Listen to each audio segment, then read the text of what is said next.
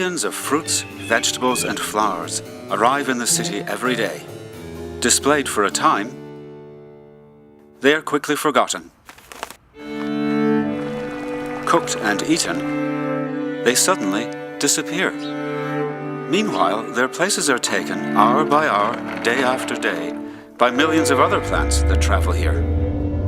The plants in this box are unusual, though.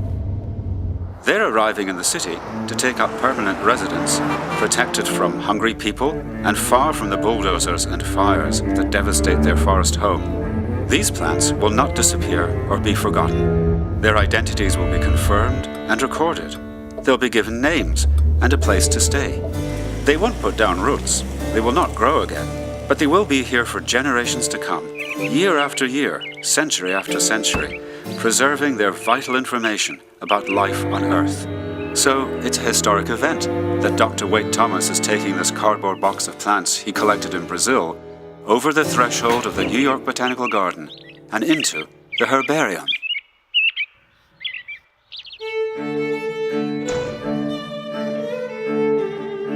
A plant arriving at the Herbarium is an ambassador for its kind, representing all the others like it. Amy Weiss ushers in the new arrivals. I ask each plant, what division of the plant kingdom do you belong to? What is your class, your order, and your family? The answers I get give me enough knowledge to place it in the hands of a botanist who specializes in that particular kind of plant. He or she will identify the plant's genus and species and confirm its name or give it a new name. Some plants, however, linger in limbo, awaiting full recognition, like this one, which arrived in 1944. There are perhaps 400,000 species of plants in the world, and we are finding and identifying new species every day. Often, the plants bring us an urgent message. My species is on the verge of going extinct. So the sooner we identify and name a plant, the more time we have to learn about its heritage, and the greater our chance of preserving its species. Lucy Klobiko is handling the first delivery of the day in the Herbarium's shipping department. Plants arrive here directly from our scientists working in the field in the US and South America or in Africa, Europe, and Asia. And then there are the returns of plants, like these ones, that we've sent out for identification to herbaria around the world, as well as the plants those herbaria send us for identification or as gifts. All in all, up to 55,000 specimens arrive here every year.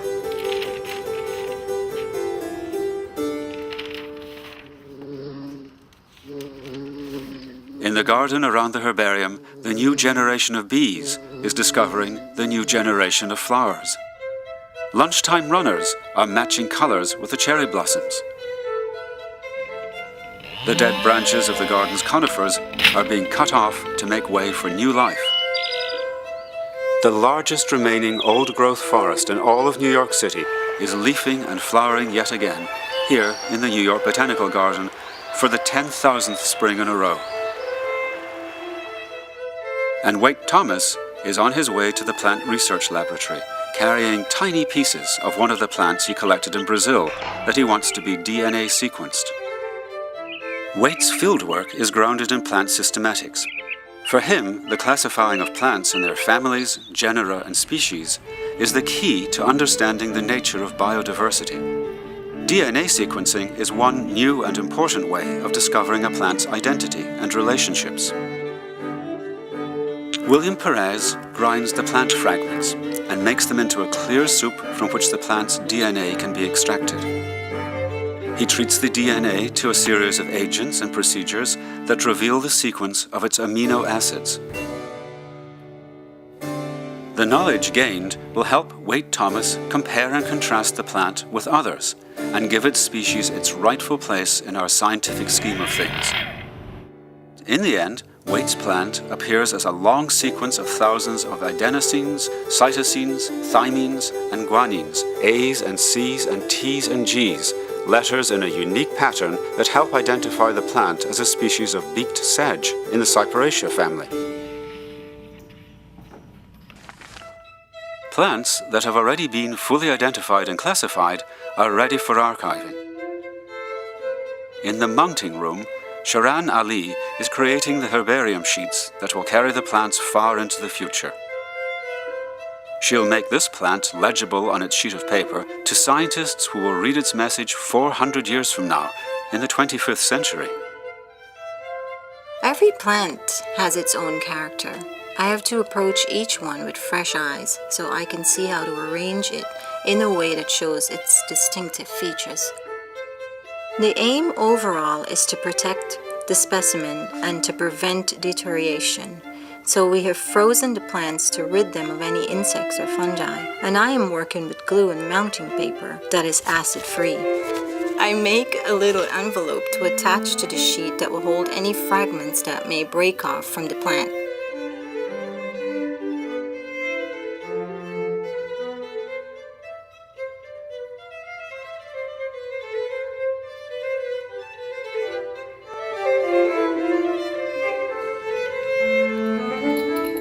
The label is important, of course. It tells us the plant's name and also where and when it was collected. Sometimes a plant needs more than glue to stay in place, so I have to stitch its stem to the sheet.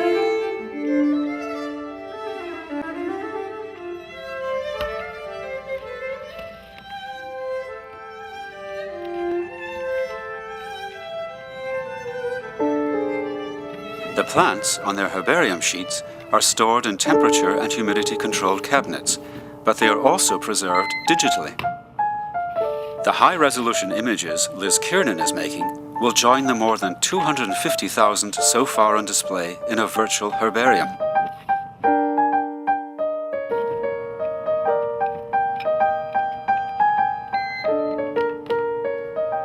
Sooner or later, every one of the herbarium's 7.5 million plants will have its moment in the sun, under the camera, and emerge on the World Wide Web.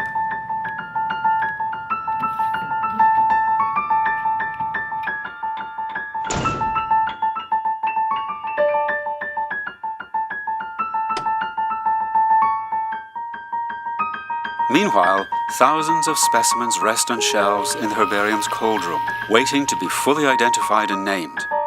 Wade Thomas is picking up some of the plants he collected in Brazil, including the beaked sedge he sampled for DNA.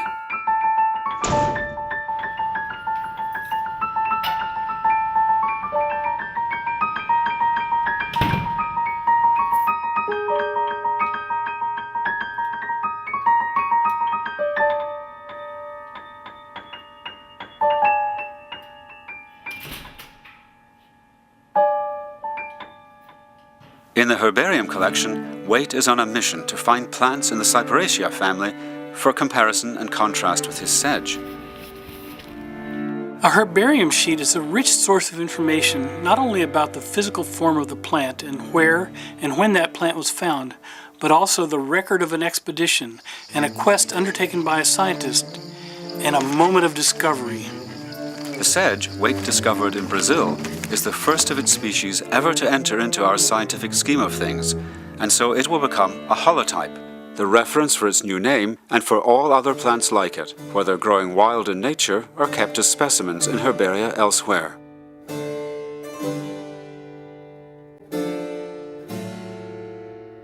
We can't preserve biological diversity unless we understand how diverse our world actually is. That's why describing and naming species is so important. We've succeeded in doing that for most of the common and widespread plant species, but many uncommon species remain undescribed and unnamed. So now we're in a race against time to name and describe these rare and endangered species, the ones most in need of protection. Once I publish a scientific description of what I'm studying, then the existence of this new species of Ringhospora, a beaked sedge, will be known worldwide.